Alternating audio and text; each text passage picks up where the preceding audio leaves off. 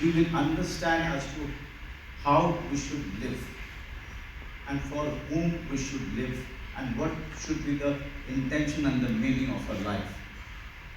Banda is that film. Banda is a film which not only tells you about the journey of a very ordinary man, a lawyer, but it also tells you about a girl, 16-year-old girl, who always stood her ground, never let her spine disappear. It's because of her that Mr. P.C. Solanki could really go on fighting this case. This film is a salute not only to Mr. P.C. Solanki's relentless effort, but it's also a salute to that 15, 16 years old girl who has never wavered from her version, stood there with Mr. P.C. Solanki to find justice from our judicial system. And this film is also a salute to our judicial system, who invariably rose to the occasion. बहुत सुंदर trailer है और आपका काम भी अच्छा है। Thank you very much. देखिए, जब आप किसी बहुत ही चर्चित आदमी का, बहुत ही महान आदमी जिसको पूरी दुनिया देखती रही है, उनके पास वीडियोस हैं, उनके फोटोज़ हैं, उनके हर दिनचर्या की कोई ना कोई रिकॉर्ड है, तब उनको करने में सबसे ज़्यादा चैलेंज इस बात का होता है कि हम एक्सटर्नली उनको सबसे पहले अच्छा करने की कोशिश करते हैं, क्योंकि चलते कैसे हैं, बैठते कैसे हैं, खाते कैसे हैं, बातें कैसे करते हैं, वो एक अलग तरीके का चैलेंज है। लेकिन जब आप एक कॉमन मैन जो अपनी ज़िंदगी में बहुत बड़ा जिसने काम किया है, या बहुत उसकी कहानी बहुत ही इंटरेस्टिंग रही है, यहाँ पे मेरे जैसे कलाकार के लिए एक फ़ायदे की चीज़ हुई कि मैं अपना इंटरप्रिटेशन जो है, मैं अपना नज़रिया उस कैरेक्टर के साथ डाल सकता हूँ। उसके लिए मुझे कोई ज़रूरी नहीं है कि मैं उस व्यक्ति के साथ उठूँ, बैठूँ, उनको जानूँ और उनकी नकल करने की कोशिश करूँ बाहरी तौर पर। अंदर में वो इंसान कैसा है, क्या इस केस को जब वो उन्होंने लिया तब उनकी मनोस्थिति कैसी थी, उनके दिमाग में क्या चल रहा था, जब वो केस से डील कर रहे थे तब उनका स्टेट ऑफ माइंड क्या था, और कहाँ कहाँ पे वो वल्नरेबल हो रहे थे, कहाँ कहाँ पे वो कमज़ोर भी पड़ रहे थे, और कहाँ पे उनको किस जगह से उनको ताकत मिल रही थी। इन सब चीज़ों पे मैं ज़्यादा ध्यान देने की कोशिश करता हूँ, ताकि वो पूरे तरीके से इंसान लगे, ना कि वो शुरू से जब तक फिल्म ख़त्म नहीं होती तब तक वो हीरो लगे। मुझे हीरो दिखाने, हीरो जैसे चलता है, बैठता है, उठता है, वो सब दिखाने में मेरी बिल्कुल इसमें कोशिश नहीं। इसीलिए मैंने सुपर्ण से और विनोद जी से और अप्पू से बोला था कि भाई मैं ये लोग कह रहे थे मुझे कि आप मिलिए उनसे, पीसी साहब से। मैंने कहा यार मैं बताऊंगा कि मुझे कब मिलना है, पहले मुझे कैरेक्टर बनाना है, क्योंकि उनका जो एसेंस है, जिसके कारण वो पीसी सोलंकी है, उसको मैं अपने नज़रिए में डालना चाहता था, एक कैरेक्टर खड़ा करना चाहता था, मैं कोई नकल नहीं करना चाहता था। फिर मैं उनसे मिला, 2 दिन पहले मिला शूटिंग के, उनसे बातचीत हुई और कुछ एक और चीज़ मुझे देखने को मिली, उसको मैंने ले लिया, बाकी मैंने नकल नहीं की। लेकिन आश्चर्यजनक बात यह है कि जब मैं अपने आप को मैं फिल्म में देख रहा था तो बहुत बार मुझे लगा कि पीसी सोलंकी साहब को देख रहा हूँ मैं। तो वो जैसे एक फिल्म की थी मैंने अलीगढ़, तो वो भी एक रियल लाइफ कैरेक्टर थे, लेकिन रिसर्च के नाम पे हमारे पास में सिर्फ एक आधे मिनट का एक इंटरव्यू था, उनका वीडियो, लेकिन बाकी हम सबने बनाया था। लेकिन जितने लोगों ने सीरस साहब को देखा था या उनसे बातचीत की थी या उनसे दोस्ती थी, उन सब लोगों का मानना था कि जो कैरेक्टराइजेशन किया था वो बहुत ही उनके करीब था।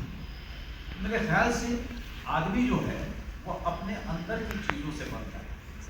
बाहर से अगर सिर्फ देखने जाता तो मैं सिर्फ पीसी सोलंकी साहब की बाहर की चीज़ें नकल करता, फिर मैं भटक जाता उनको बनाने।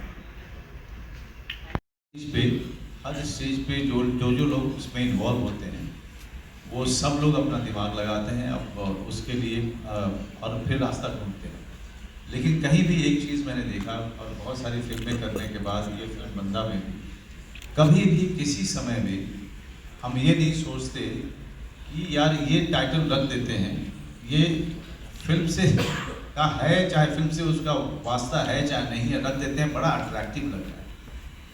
हम लोग हमेशा एक दूसरे पे सवाल करते रहते हैं, एक दूसरे को क्वेश्चन करते रहते हैं कि जो सुझाव आते हैं वो आसानी से जल्दी पास होते नहीं हैं। जब बहुत सारे जिम्मेदार और लोग और क्रिएटिव लोग एक साथ जुड़ते हैं, हर सुझाव का स्वागत है होता है, लेकिन उस सुझाव पे कई नज़रिए से उस पर बातचीत की जाती है।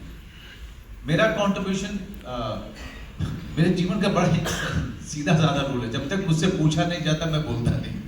तो मैं मुझसे अगर पूछा गया कि भाई स्क्रिप्ट कैसी है, तो पहले ड्राफ्ट के बाद मैंने जो सुझाव थे वो मैंने सुझाव दिए, और थैंकफुली लोगों ने माना। आप यकीन नहीं करेंगे, अपूर्वा और दीपक पिंगरानी जो इसके राइटर हैं, इन लोगों ने 18 ड्राफ्ट किए हैं इसके।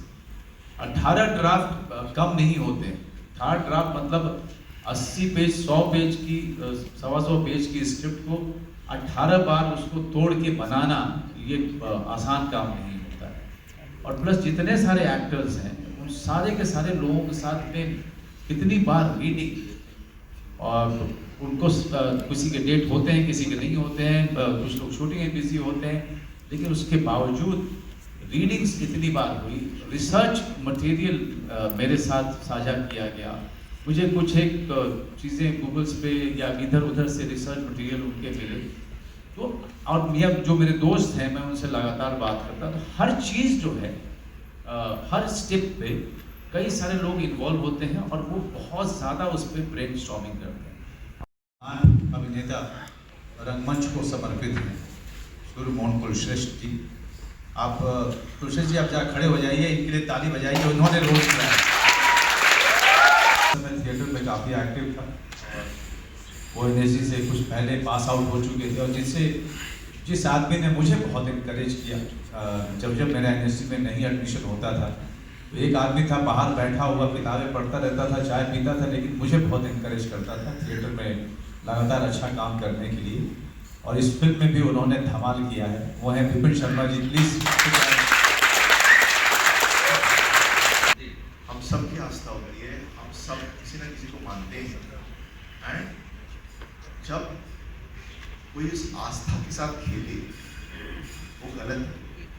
और हम कंट्रोवर्सी, एक वर्ड 4 बार सवालों में पूछा गया, हम कोई कंट्रोवर्सी को करना ही नहीं चाहते।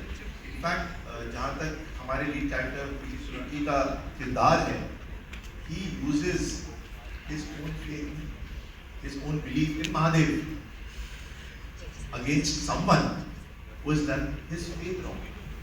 So we are all people of faith.